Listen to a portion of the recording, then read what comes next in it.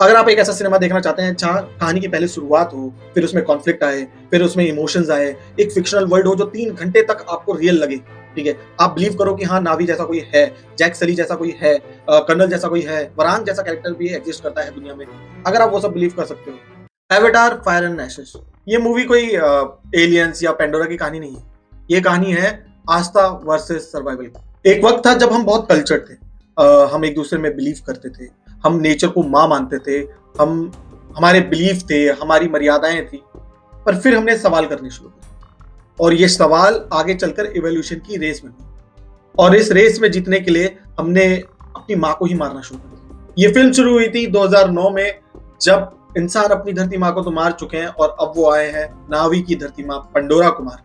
Part 1 में इन्होंने Pandora की धरती पर वार किया, पार्ट 2 में पेंडोरा के समुद्रों पे वार किया और जब इन दोनों से इनका काम नहीं बना तो पार्ट 3 में इन्होंने पेंडोरा के लोगों के बिलीफ पे वार किया, वो भी आग के साथ। अब पेंडोरा वासियों, नावीज, इनके बिलीफ टूटते हैं, बिखरते हैं या फिर वो एशिस से उठकर अपना नाम दोबारा बनाते हैं। क्या वो अपनी धरती माँ को बचा पाएंगे, अपने प्लेनेट को बचा पाएंगे? ये है पार्ट 3। एवाटार हमें एक चीज बहुत सिंपली समझाती है कि जहां हमारे बिलीफ खत्म होते हैं वहां से इन्वेडर्स शुरू होते हैं। फिल्म का एक डायलॉग है, मैं हिंदी में ट्रांसलेट करूंगा, कि ये जो लोहा है बहुत खतरनाक है। लोहा मतलब गन। ये लोहा बहुत खतरनाक है, इसे छूने से इंसान के शरीर में जहर फैल जाता है। एंड पूरी पूरी मूवी सिर्फ इसी थीम पर बेस्ड है। पार्ट 1 में हमें धरती के नावीज दिखाए गए थे जो कि है ना वल्नरेबल है, ठीक है, वो चीजों को एक्सेप्ट भी करते हैं, रिजेक्ट भी करते हैं।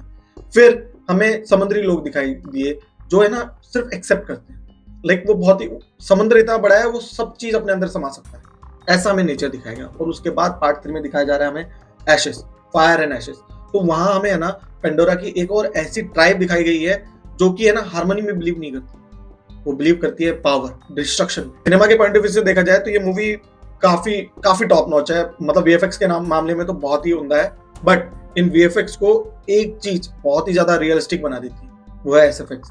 जैसे इसमें जो स्पाइडी का कैरेक्टर है, वो जब भी ऑक्सीजन मास्क पहनता है तो बैकग्राउंड में उसके सांस लेने की आवाजें आती हैं, वेल्स के छटपटाने की आवाजें आती हैं। वो जब बात करते हैं तो लहरों में जो शॉक वेव्स बन रही हैं वो देख उनके एसएफएक्स, मतलब है ना पूरी मूवी का एम्बिएंट साउंड आपको आसपास पीछे ना हल्के फुल्के ढोल वोल उनके इंस्ट्रूमेंट बज रहे हैं अगर मेला है तो। ये एसएफएक्स और ये जो हल्के फुल्के वॉइस नोट्स है ना, वो इस मूवी को एकदम ही रियल वर्ल्ड बना देते हैं। और ये एक मेजर ड्रॉबैक है जो हिंदी सिनेमा में के वीएफएक्स में आपको देखने को नहीं मिलेगा। मतलब वो वीएफएक्स चिपका देते हैं बट उसके साथ उसको जो रियल बनाने के लिए एसएफएक्स लगता है या एम्बियंस लगता है वो मैच नहीं कर पाते।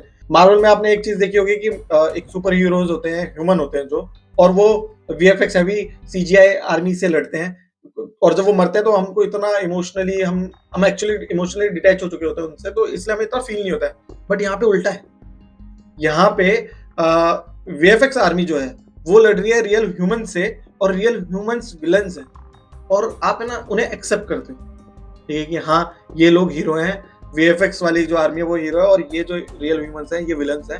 और आप रूट करते हो वीएफएक्स आर्मी के लिए, आप रूट करते हो हमारे नावी के लिए, आप हमारे जैक सली के लिए, इनके लिए आप रूट करते हो। हाइंडसाइड में मूवी हमें ये बताना चाह रही है कि विलन टेक्नोलॉजी नहीं है, विलन हम खुद हैं। प्रॉब्लम ये नहीं है कि हम टेक्नोलॉजी को यूज कर रहे हैं, प्रॉब्लम ये है कि हम अपनी टेक्नोलॉजी को बेटर वर्ल्ड के लिए नहीं यूज कर पा रहे हैं। हम सिर्फ सर्वाइवल के लिए उसे यूज कर रहे हैं और सर्वाइवल का ये जो रेस है ना ये हमारे लिए एक ऑब्सेशन हो गया है, ठीक है। और ऐसा दिखाया जाता है, ऐसा हमें लग रहा है कि शायद कोई और रास्ता ही नहीं है।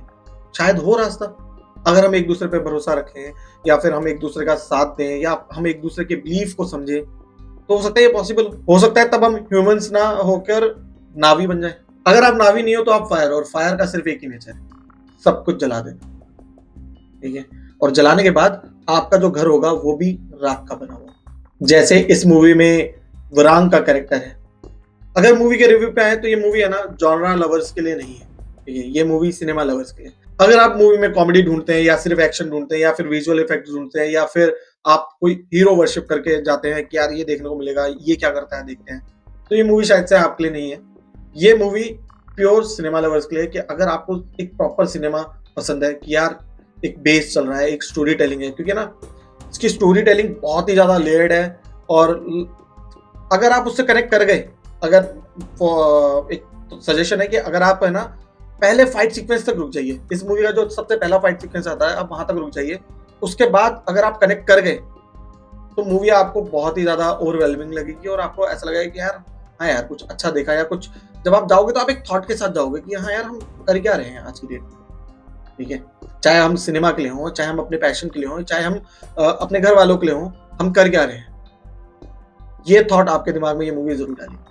अगर आप एक ऐसा सिनेमा देखना चाहते हैं जहाँ कहानी की पहले शुरुआत हो, फिर उसमें कॉन्फ्लिक्ट आए, फिर उसमें इमोशंस आए, एक फिक्शनल वर्ल्ड हो जो 3 घंटे तक आपको रियल लगे, ठीक है, आप बिलीव करो कि हाँ नावी जैसा कोई है, जैक सली जैसा कोई है, कर्नल जैसा कोई है, वरांग जैसा कैरेक्टर भी एग्जिस्ट करता है दुनिया में, अगर आप वो सब बिलीव कर सकते हो तो ये मूवी आपके लिए है। तो बात करें मूवी देख के आनी चाहिए नहीं आनी चाहिए, इतने सारे थॉट के साथ अगर आपको लगता है कि हाँ मूवी वर्थ वॉचिंग है तो आप जरूर देख के आइए, एंड पेशेंस के साथ मूवी देखने जाइएगा, ठीक है। एंड जेम्स कैमरन हमेशा अच्छा सिनेमा दिखाते हैं और ये भी काफी अच्छी लेयर्ड, आपको स्ट्रेट फॉरवर्ड स्टोरी नहीं है, बहुत लेयर्ड स्टोरी है, आपको समझ आएगी और आपको पसंद आएगी।